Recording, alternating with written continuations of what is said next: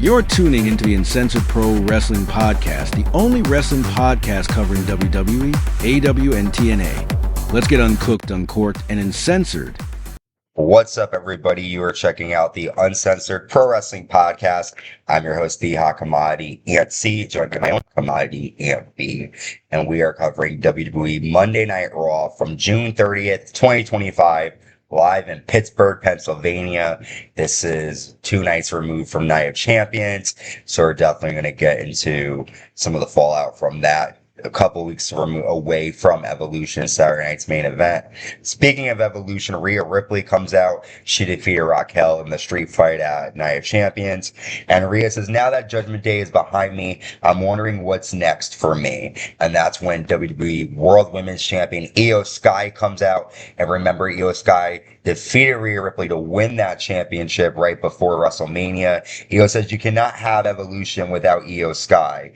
You are not on top. Not without this title. I get to pick my opponent, Evolution. I want to defend against the best, and that's you. And Rhea Ripley says you're on. So at Evolution, IYO SKY will defend the World Women's Championship against Rhea Ripley. What do you think about this match here? Do you think they should have fought different people, or do you think this is a good Evolution match to have?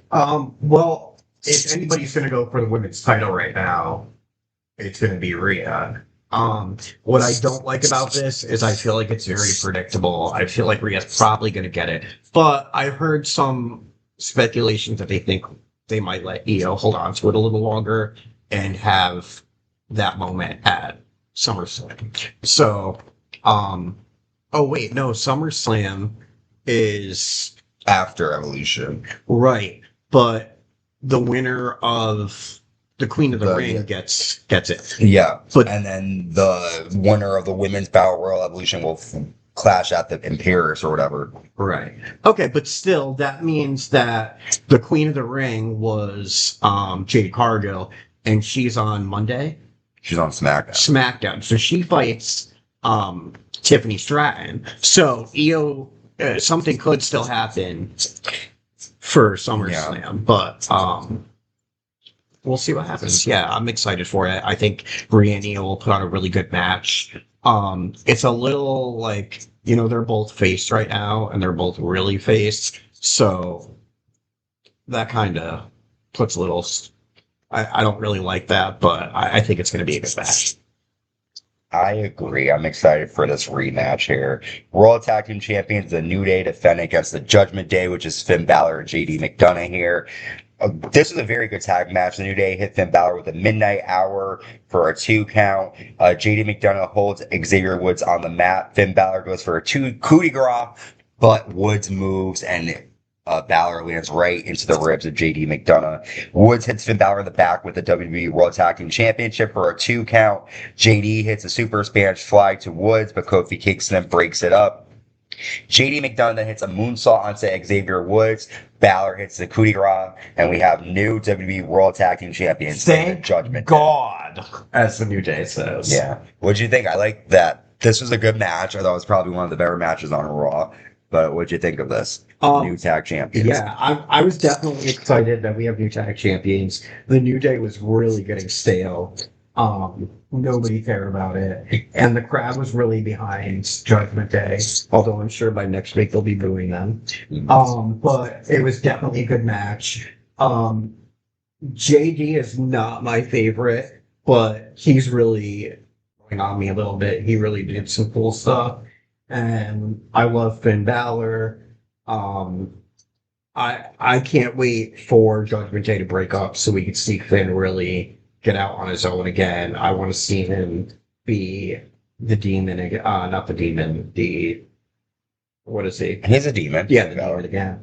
But yeah, it was a good step, and Judgment Day is dripping in gold right now. Next up, member of Judgment Day has a title right now. Rusev takes on Sheamus. Sheamus lands a power slam to Rusev on the floor and lands a flying double knee for a 1 count. Sheamus power slams Rusev, lands 10 beats and a hard knee for a 2. Rusev lands a Uranagi and applies the accolade, but Sheamus sits up with Rusev on his back. Sheamus lands a Brogue Kick to Rusev on the floor. Rusev pokes Sheamus in the eye, exposes the post, drives Sheamus' throat first into the post, and then hits a Machka Kick. Rusev gets the win. Yeah, I was hoping for Sheamus to get this win, but I think this is just the beginning of this rivalry. I could see it either Saturday night main event or maybe Clash in Paris, maybe them going at it again. Maybe like a no hold bars or maybe even a cell match. Could see that. I thought it was a good match, but it was kind of out of place here on Raw. I feel like the matches were really long here for no reason. American Mayor backstage, Chad Gable is injured, but El Grande Americano shows up, and everybody knows it's Ludwig Kaiser, but clearly he's going to continue competing. And then we see Jackie Redmond freak out because Karrion Kross has attacked Sami Zayn backstage, hitting Sami in the ribs with a lead pipe, telling Sami, say you're a liar. So I like that this is still going on here, even though Kross lost the match. He didn't care about losing. He wants Sami Zayn to admit that he is lying and a hypocrite. Yeah. First of all, with the El Grande Americano, I don't really understand why Ludwig is doing, like Kaiser's doing this. Like, I really don't get that. But moving on. Mm-hmm. What was the second part? I'm sorry, I lost my train of thought. Karrion Kross. Karrion Kross, yeah. I definitely hope that we get another match between them. You know, like we said before, Karrion Kross should have got the win the other night. It would have made more sense. But Sami Zayn was the hometown hero. But yeah, I'm excited to see more from Karrion Kross for sure. Mm-hmm. We get a promo package of Goldberg's most infamous moments throughout WCW and WWE. And then World Heavyweight Champion Gunther comes out. And Gunther said, Goldberg wants one last hurrah at my expense. Goldberg is not capable of taking this title. I can beat him in under 3 minutes, but I'm not going to do that. I'm going to take my time, blow him up, and embarrass him in front of everyone. You say you don't like bullies, well, you bumped into the biggest one. I'm going to expose that you never had it.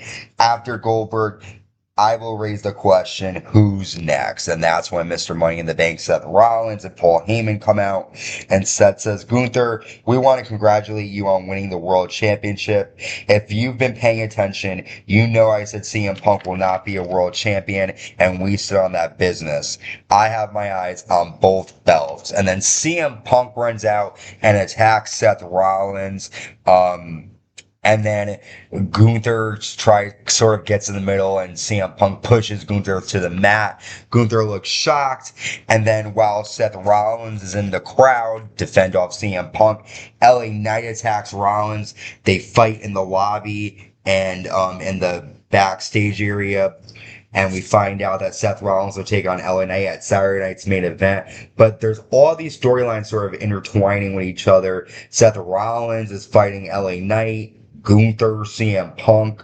CM Punk doesn't like Rollins, but he also doesn't like Gunther. So everybody's got a little bit in the storyline here. What do you think of that? Yeah, well, first of all, in the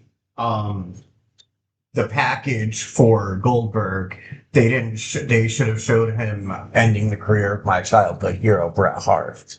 Bastards.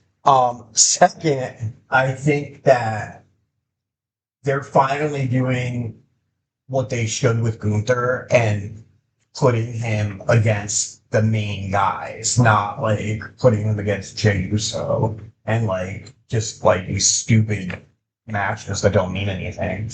He's like finally intertwining with Punk and Rollins and LA Knight, and I think this is going to be really interesting, and it's going to lead to a lot of good matches. And I'm excited to see one day Rollins and Gunther.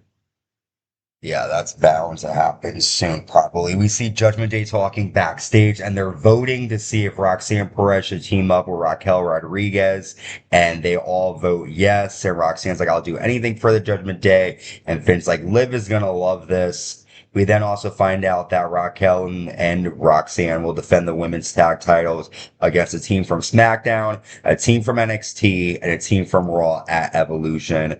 So Liv's not going to be happy about this. Not at all. But, I don't understand why they're not using her, though. Like, they could have her come backstage. She doesn't have to wrestle to be involved in the storyline. I agree. And I think that she'd be a powerful force, and, like, it would really cause drama, and it would be cool because, she would be pissed that Roxanne was in her place. And it would, it would really stir things up. But, yeah, love you, Liv. Yeah, I like Liv. We got a number one contendership match, Bayley versus Lyra Valkyria. However, this match ends in a draw because both women roll each other up and both arms are down on the mat. They brawl throughout the ringside area, and they fight backstage on top of a crate, and they fight in the crowd. We're going to get a triple threat, Becky, Bayley, and Lyra, but what'd you think? Yeah, it was very predictable that there wasn't going to be a for sure winner to this match. Everybody knows it was going to be a triple threat. I just hope that Becky or Bayley take it, because if Bird Lady beats them both, I'm going to be pissed. Me too. Caw-caw! Our main event, Sami Zayn and Penta teaming up against Bron Breakker and Bronson Reed with Paul Heyman. Again, a good action-packed match here. Sami hits the double Arabian press to the floor. Bron Breakker hits a jumping clothesline to Sami Zayn over the announce desk. And then Bron hits a Frankensteiner to Penta. Sami, though, suplexes Bronson Reed, and Bron Breakker spears Sami Zayn out of nowhere. Breakker and Reed get the win after Bron Breakker spears Penta, but then Jey Uso runs out with a steel chair and evens the odds. So yeah, Jey Uso makes a save for Penta and Sami Zayn here. Yeah. Jey Uso needs a storyline. Like, this is not doing him any favors. And this match, I'm sorry, but I thought this was a really sucky ending to Raw. I feel like the Judgment Day winning the tag team titles would have been a better main event. But, it was okay. It was all right. It's feeding the future of the industry storyline. So, it was all right. Yeah. Nothing really remarkable happened on this episode of Raw. It was pretty boring, honestly, in my opinion. But not every Raw can be good. We're going to come to you live with a recap of NXT, AEW 300, Dynamite. We've got SmackDown. That was already taped, but I didn't look at any of the spoilers, so that was good. So make sure you check us out on YouTube, subscribe, like, hit the notification bell.